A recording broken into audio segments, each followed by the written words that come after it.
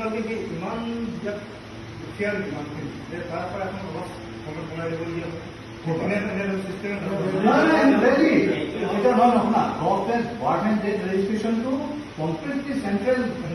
চেন্ট্ৰেলাইজ হলেও চব দিল্লীৰ পৰা আপুনি পঠাইছে বুলি কৈছে। দিল্লীৰ পৰাটো সম্ভৱ নহয় যে আপোনাৰ বেংগলী ভাষা লিখি পঠাব।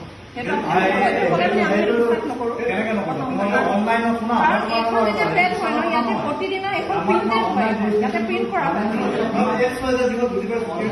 অসমত বৰ্তমান এটা হৰমন চলি আছে নবীটো এনেকুৱা হৈছে যে মনে মনে অসমীয়া ভাষাত আক্ৰমণ কৰি আছে।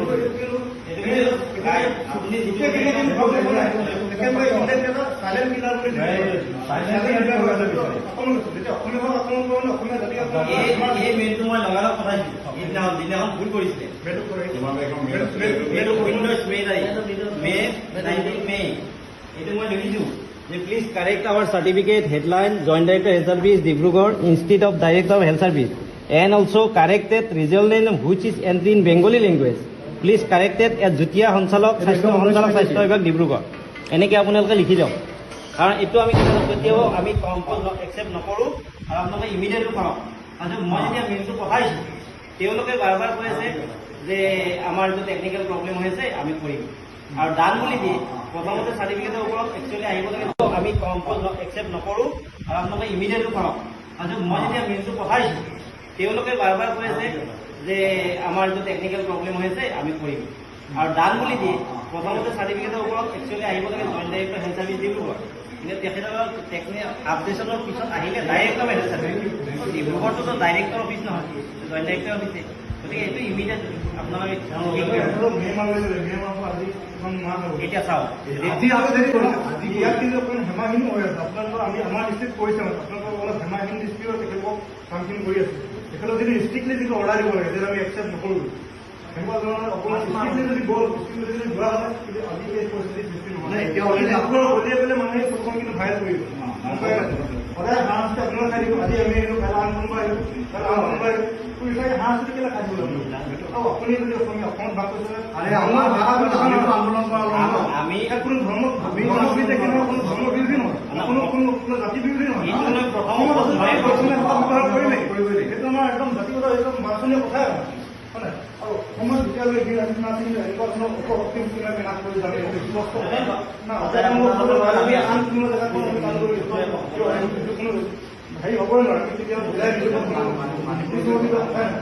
যদি তেখেতলোকে যদি ভাবিছে যিসকল লবিয়ে লবিবোৰ সৃষ্টি কৰি আছে, যিসকল শত্ৰু আছে, তেখেতলোকে যদি ভাবিছে যে অসমত বৰ্তমান খিলঞ্জীয়া শক্তি নাই কিন্তু বিল আছে সদায় থিয় দিব।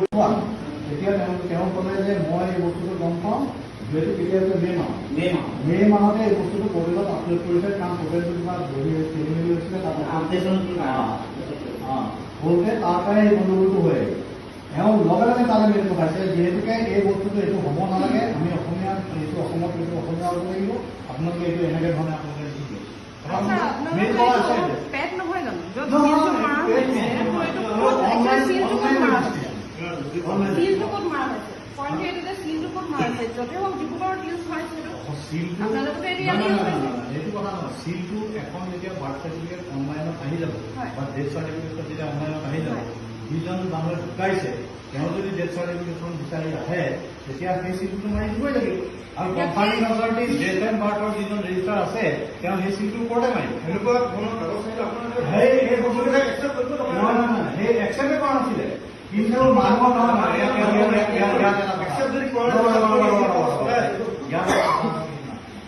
ডেথ চাৰ্টিফিকেট সাধাৰণতে মানুহৰ অতি প্ৰয়োজন, বাৰ্থ চাৰ্টিফিকেটখন প্ৰয়োজন আছে চবৰে। কাৰণ কিয় এজন মানুহৰ ডেথ চাৰ্টিফিকেট এইটো কাৰণে প্ৰয়োজন, যিজন মানুহৰ পৰিয়ালৰ মানুহজন আহি পেলাই ইয়াত যেতিয়া সোমাব তেওঁলোকৰ এলআইচি কাৰোবাৰ থাকে, কাৰোবাৰ পেঞ্চনৰ কিবা কাগজ থাকে, কাৰোবাৰ বিগেডাৰ উলিয়াবলগীয়া থাকে, সেই গোটেইখিনি বস্তু গভৰ্ণমেণ্টৰ কাৰণে লাগে।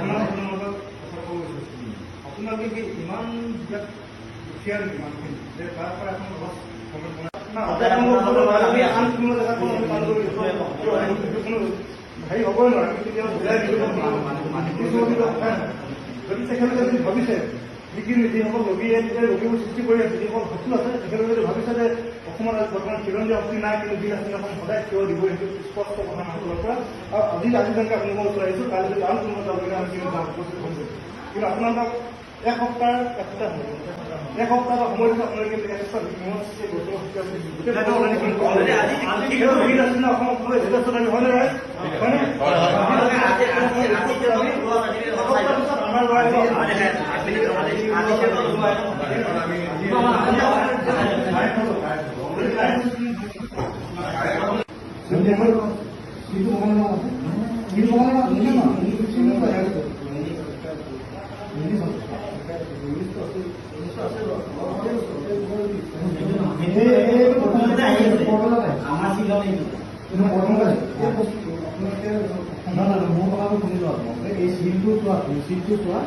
ৰেজিষ্টাৰ বাৰ্ডেন এই বস্তুটো ৰেজিষ্টাৰ বাৰ্ডেন ডেট যিটো তলত স্বাস্থ্য পৰিমাণ এইটো নতুন আছে নহয় এইটো মডেল আপোনালোকে অপোজ কৰিব লাগে। নহয় এইটো অৱস্থা প্ৰথমতে কৰিলে দেখা দিনাখনে তেওঁলোকে মেইলত পঠিয়াইছে আপোনালোকে ইমিডিয়েট এইটো ইয়াৰ পৰা আপোনাৰ যিখিনি আপোনাৰ চৰকাৰী ডাঙৰ যিখিনি বেগ আহিছে আৰু বাংলা ভাষা ব্যৱহাৰ কৰিছে এখন অসমত এতিয়ালৈকে দিল্লীয়ে অসম বুলি নাভাবে দিল্লীৰ হল যদি চলি আছে তেন্তে বাৰে বাৰে কিন্তু মাতৃভাষা কাৰণ আমাক এটাই কৈ আছে আমি আমাৰ যদি আপোনালোকক আমি কিন্তু প্ৰতিক্ৰমণ কৰিম আমি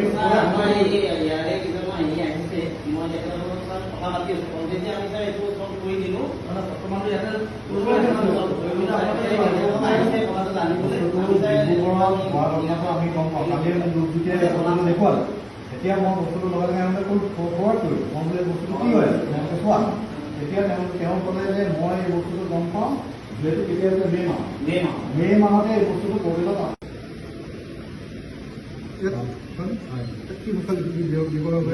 নাই এইটো বস্তুলৈকে বোলে আমি মে' মাহৰ পৰা এইটো লাগি আছোঁ। সেইটো লাগি আছে চৰকাৰী এটা কাৰ্যালয়ত কি ধৰণে আপোনালোকৰ বেংগলী ভাষা প্ৰচলন চাহ লাগিব এতিয়া মানে এইটো কমপ্লিট কৰি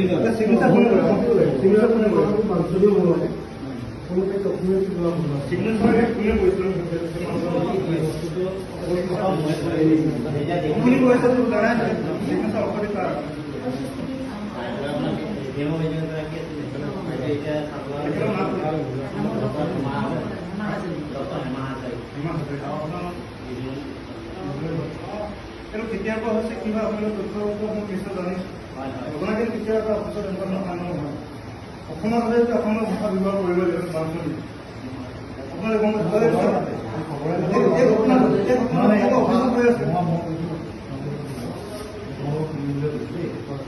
ঘটনাটো হ'ল কি এইটো ইয়াত কৰা ঘটনা নহয় আমি এই বস্তুটো অনলাইন আপোনালোকে ভালকৈ চালে যেতিয়া অনলাইন ৰেজিষ্ট্ৰেশ্যন কৰে নহয় অনলাইন পৰ্টেলত এইটো দিল্লীৰ পৰা হৈছে আমাৰ ইয়াত কৰা নাই কথাটো সেইটো নাই চিলটোতো ধৰি বেমাৰ কৰা নাই নহয়